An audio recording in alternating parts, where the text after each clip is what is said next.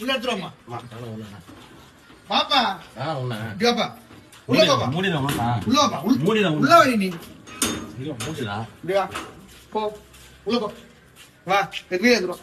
விஜய் ஆட்சிக்கே வந்தாலும் காலையில 6 மணிக்கு ஒயின் ஷாப்ப திறந்து சரக்கு விற்பாங்க இவங்க.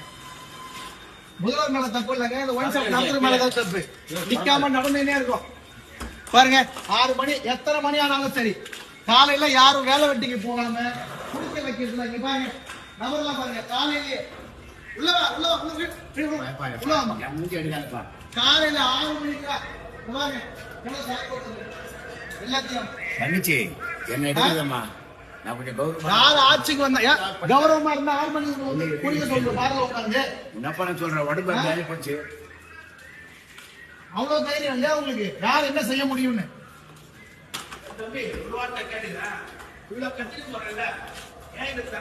வணக்கம் மக்களே.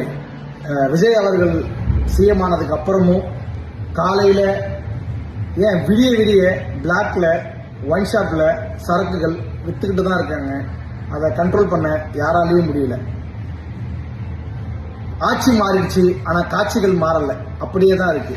அது அவருக்கு தெரியாது, அதனாலதான் இது நடந்துட்டு இருக்கு. அவருக்கு தெரிகிற வரையும் இதை கொஞ்சம் ஷேர் பண்ணுங்க.